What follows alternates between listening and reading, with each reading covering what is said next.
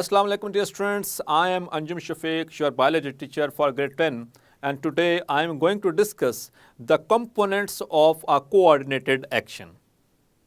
So dear students, there are 5 components of a coordinated action. वो 5 components क्या हैं? आइए देखते हैं हमारे dear students.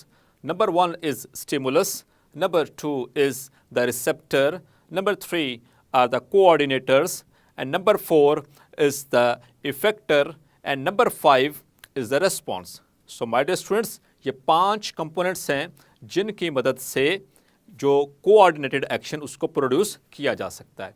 कोऑर्डिनेटेड एक्शन को हमने पहले भी देखा कि ये एक ऐसा एक्शन होता है जो कि मुख्तलिफ ऑर्गन्स एक टास्क समझकर अपने अपने हिस्से के हिसाब से पार्टिसिपेट करते हैं, अपनी अपने लिमिटेशंस के हिसाब से उसमें पार्टिसिपेशन करते हैं और फिर उसके बाद वो एक्शन को परफॉर्म करवाया जाता है.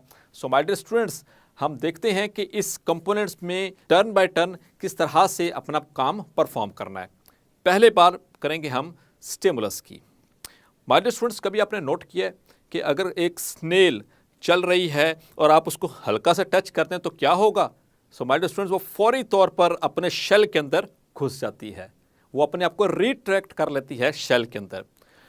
आपने कभी देखा है कि जो सूरजमुखी का फूल है यानी सनफ्लावर, वो जैसे जैसे सूरज मूव करता जाता है उसी के साथ साथ उसकी डायरेक्शन चेंज होते जाती है. माय डियर स्टूडेंट्स, इन दोनों चीज़ों के पीछे आखिर क्या चीज़ है जो कि इनको ऐसा करने पे मजबूर कर रही है? माय डियर स्टूडेंट्स, जो ये फैक्टर जिसकी वजह से इन्होंने अपने आपको शेल के अंदर बंद कर लिया स्नेल ने और फ्लावर ने, सनफ्लावर ने अपनी डायरेक्शन चेंज करी, इन सारी चीज़ों को कहते हैं स्टिमुलस. अब आते हैं स्टिमुलस एक्चुअली है क्या. माय डियर स्टूडेंट्स, अगर इसको मैं एक लाइन में डिफाइन करना चाहूँ जो कि बहुत ही आसान तरीके के साथ, वो ये है, any change in the environment is called as stimulus.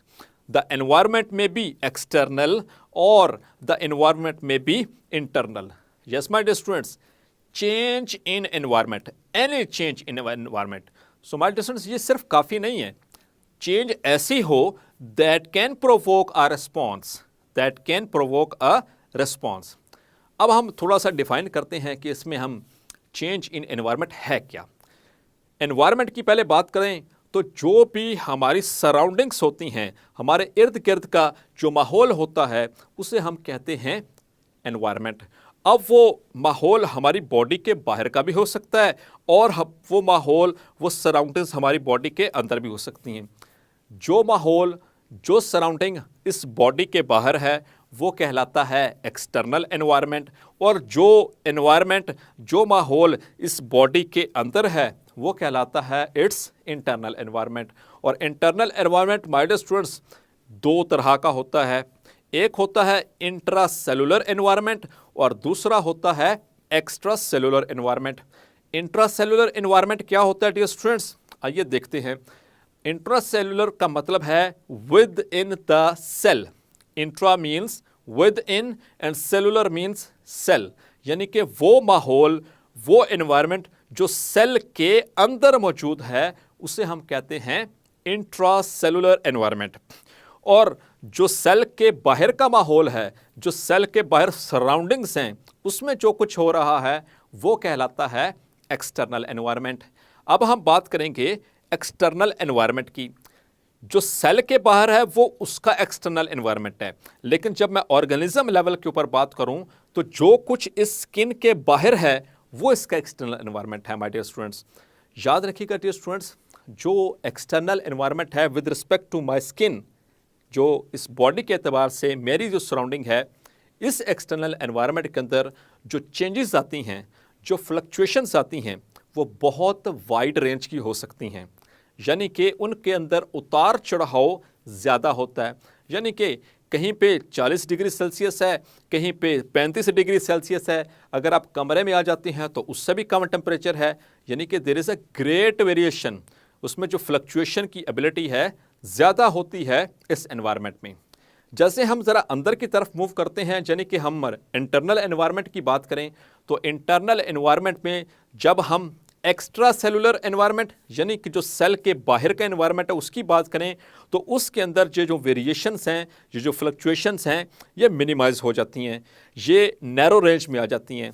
यानी यहाँ पर इतना ज़्यादा वो डिग्रीज़ का चेंज नहीं आएगा, 1 पॉइंट या 2 पॉइंट 1 डिग्री या 2 डिग्री के दरमियान ही रहेगा।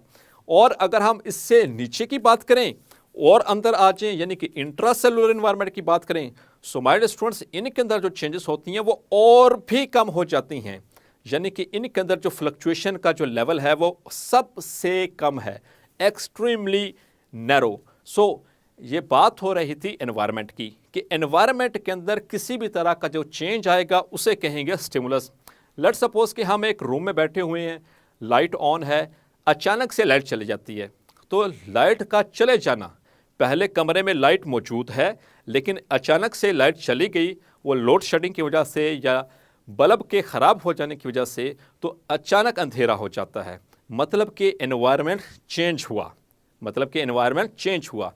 और आपको कैसे पता चला कि एनवायरनमेंट चेंज हो गया, मतलब कि लाइट चली गई है? तो इस चीज़ को डिटेक्ट करने के लिए अल्लाह ताला ने हमारी आंखों के अंदर लाइट को डिटेक्ट करने के लिए कुछ चीज़ें रखी हैं, कुछ स्ट्रक्चर्स रखे हुए हैं, वो इसको डिटेक्ट करते हैं। वही हमारा अगला हिस्सा होगा इस कोऑर्डिनेटेड एक्शन का, उसमें डिटेल देखेंगे, that are called as the receptors.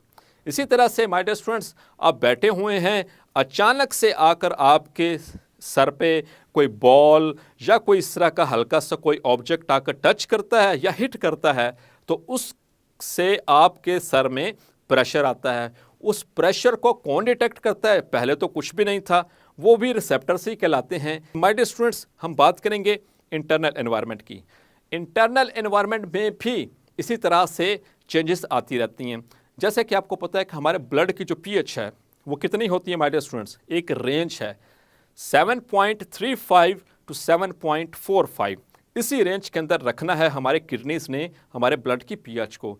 तो जैसे ही इसके अंदर कोई उतार या चढ़ाव आएगा, मतलब ये 7.45 से ऊपर हो जाए या 7.35 से नीचे हो जाए, तो फौरी तौर पर हमारी बॉडी के अंदर जो कंपोजिशन है उसमें फ़र्क पड़ना शुरू हो जाता है। हमारी बॉडी के अंदर दूसरे केमिकल रिएक्शंस जो एंजाइम्स की मदद से चल रहे हैं, जिनको एक ख़ास पीएच पे काम करना है, वो डिस्टर्ब हो सकते हैं। सो माय डियर स्टूडेंट्स, तो ये भी एक एनवायरनमेंट के चेंज होने की बात है।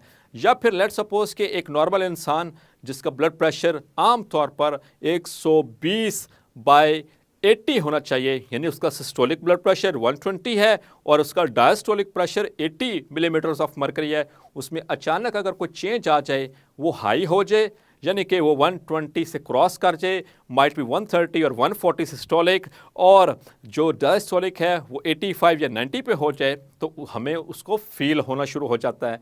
So that is also change in the internal environment.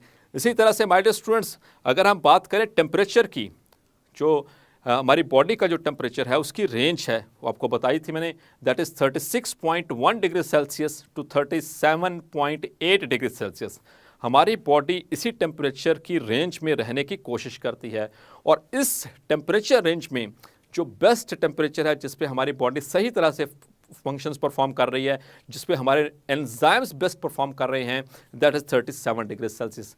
Yes my dear students, इसी को हमने कहा था द ऑप्टिमम टेम्परेचर। जब ऑप्टिमम टेम्परेचर चेंज हो जाए, मतलब वो 37.8 से भी ऊपर चला जाए, तो फिर माय डियर स्टूडेंट्स अंदर चेंजेस आना शुरू हो जाती हैं। इसको डिटेक्ट करते हैं कुछ रिसेप्टर्स जो कि हमारे ब्रेन के अंदर मौजूद हैं। सो डियर स्टूडेंट्स, ये भी एक चेंज है, चेंज इन एनवायरनमेंट, हमारी बॉडी को पता चल गया। अब आते हैं हमारे डियर स्टूडेंट इस कोऑर्डिनेटेड एक्शन के दूसरे हिस्से की तरफ। Yes dear students, that is the receptors. Receptors, my dear students, these are the organs or tissues or cells which are specialized and built to perform, to detect the stimuli. My dear students, ये ऐसे structure होते हैं, यानी ये organ भी हो सकता है, ये टिश्यूज़ भी हो सकते हैं, ये सेल्स भी हो सकते हैं, जिनको बनाया ही इस तरह से क्या है कि ये स्टिमुलस को डिटेक्ट कर सकें। यस माय डियर स्टूडेंट्स, तो एनवायरनमेंट के अंदर चेंज तो आया, लेकिन आखिर उसको पता कैसे चलेगा हमें कि वो कैसे चेंज आया और कौन सा चेंज आया? तो उसको डिटेक्ट करने के लिए, उसको जांचने के लिए, उसको पहचानने के लिए, उसको सेंस करने के लिए अल्लाह ताला ने हमारे अंदर जो स्ट्रक्चर रखे हैं उन्हें कहते हैं रिसेप्टर्स। सो डियर स्टूडेंट्स, अब जो रिसेप्टर होते हैं ये इंफॉर्मेशन बेसिकली रिसीव कर रहे होते हैं कहाँ से? एनवायरनमेंट से। मुसलसल एनवायरनमेंट से इंफॉर्मेशन को रिसीव करते हैं और इनकी मुख्तलिफ इकसाम हो सकती हैं। जैसे कि कुछ ऐसे रिसेप्टर्स हैं जो कि केमिकल्स को सेंस करते हैं, like they are called as the chemoreceptors. Chemoreceptors आमतौर पर हमारे नाक में भी मौजूद हैं। जो नाक के अंदर जो केमिकल्स आते हैं उससे हमें खुशबू का अंदाज़ा होता है किस तरह की खुशबू है। या फिर ये जो केमिकल को सेंस करने के लिए रिसेप्टर्स हैं ये हमारे ब्लड वेसल्स में भी मौजूद हैं कि ब्लड के अंदर जो पीएच है या ग्लूकोज का लेवल है या अमाइनो एसिड का जो लेवल है, इनके अंदर नॉर्मल कंसंट्रेशन कितनी है उसकी रेंज को बरकरार रखने के लिए, उनको सेंस करने के लिए कीमोरिसेप्टर्स। इसी तरह से कुछ receptors my dear students pain के लिए होते हैं। जो पेन की सेंसेशन को रिसीव करते हैं उन्हें कहा जाता है the nociceptors. They are called as nociceptors. यानी जब भी हमें कोई चोट लगे, कोई इंजरी हो जाए, तो ऐसी सूरत में हमें जो दर्द का एहसास होता है उस दर्द के एहसास को, जो सेंसेशंस को जो प्रोड्यूस करते हैं वो कहलाते हैं नोसिसेप्टर्स। इसी तरह से कुछ होते हैं थर्मोरिसेप्टर्स। थर्म का मतलब हीट और रिसेप्टर मतलब कि वो ऑर्गन जो स्टिमुलस को रिसीव कर रहा है या उसको डिटेक्ट कर रहा है। So my dear students, thermoreceptors का क्या काम होता है कि ये टेम्परेचर के अंदर जो चेंजेस होती हैं उसको डिटेक्ट करती हैं। जैसा कि ये ज़्यादातर जो टेम्परेचर के रिसेप्टर्स होते हैं वो हमारी स्किन के अंदर मौजूद हैं। इसमें वार्मथ रिसेप्टर्स भी हैं और कोल्ड रिसेप्टर्स भी मौजूद हैं। यानी कि ये हमें इस चीज़ का एहसास दिला रहे होते हैं कि ठंडक हो रही है या फिर गर्मी हो रही है। और याद रखिएगा माय डियर स्टूडेंट्स, एक इन्फॉर्मेशन आपको देता चलूँ कि हमारी स्किन के अंदर जो कोल्ड रिसेप्टर्स होते हैं इनकी तादाद ज़्यादा होती है as compare to the heat receptors, यानी कि वार्मथ रिसेप्टर्स। और याद रखिएगा माय डियर स्टूडेंट्स, इनकी लोकेशन भी वेरी करती है कि कहाँ कहाँ पे कौन कौन सा रिसेप्टर की तादाद ज़्यादा है। जैसे कि अगर मैं आपको एक इन्फॉर्मेशन शेयर करूं कि जो हमारे हाथ के जो टिप्स होते हैं, यानी कि ये finger tips, in finger tips के अंदर मौजूद हैं रिजेस, यानी जिसको हम फिंगर प्रिंट भी कहते हैं। इनके अंदर जो टच रिसेप्टर्स हैं इनकी तादाद बहुत ज़्यादा है, जबकि अगर बैक ऑफ द हैंड के ऊपर देखें इसकी निस्बत तो कम है। इसी तरह से माय डियर स्टूडेंट्स, हम जब बुखार चेक करते हैं तो आम तौर पर आपने नोट किया होगा उल्टे हाथ से हाथ की बैक साइड को टच करके हम चेक करते हैं कि बुखार है कि नहीं। क्यों? क्योंकि जो हैंड की जो बैक साइड है इसके ऊपर वार्मथ रिसेप्टर्स की तादाद ज़्यादा होती है बनिस्बत सामने वाली साइड पे, पाम वाली साइड पे। तो इनकी लोकेशन भी वेरी करती है और इनका फंक्शन भी वेरी करता है। इसी तरह से कुछ रिसेप्टर्स हैं जो कि मैकेनिकल स्टिमुलस को भी डिटेक्ट करते हैं। जैसे जो वाइब्रेशन के जो रिसेप्टर्स होते हैं dear my dear students, they are located in the joints, जो कि हल्की सी भी कोई वाइब्रेशन हो तो हमें फील हो जाती है। जैसे मोबाइल आपने पॉकेट में डाला हुआ है, अगर कॉल आ रही है और उसका वाइब्रेटर ऑन है तो हमें उसकी फीलिंग आती है, that is due to the sensation which is produced by this receptors. So my dear students, इसी तरह से कुछ ऐसे रिसेप्टर होते हैं जो कि लाइट को डिटेक्ट करते हैं। उन लाइट को डिटेक्ट करने के लिए जो रिसेप्टर्स होते हैं उन्हें कहा जाता है फोटो रिसेप्टर्स, और इंसानों के अंदर ये हमारी आइज़ के अंदर मौजूद हैं। यस माय डियर स्टूडेंट, इसी चैप्टर में आगे डिटेल से चलकर स्ट्रक्चर देखेंगे आई का। आई की 3 लेयर्स होती हैं, outer layer, middle layer and inner layer. जो इनर लेयर है उसे कहते हैं रेटिना। रेटिना के अंदर मौजूद हैं रॉड्स एंड कोन्स। ये ऐसे सेल्स हैं जो कि लाइट को डिटेक्ट करते हैं। रॉड्स आमतौर पर डिम लाइट को डिटेक्ट करेंगे और कोन्स जो होते हैं वो आमतौर पर ब्राइट लाइट यानी कि रोशनी में, तेज़ रोशनी को डिटेक्ट करते हैं। तो लाइट, आप बैठे हुए थे, अचानक से लाइट चली गई, आपको कैसे पता चला कि वो लाइट चलेगी? बेसिकली उसको डिटेक्ट किया।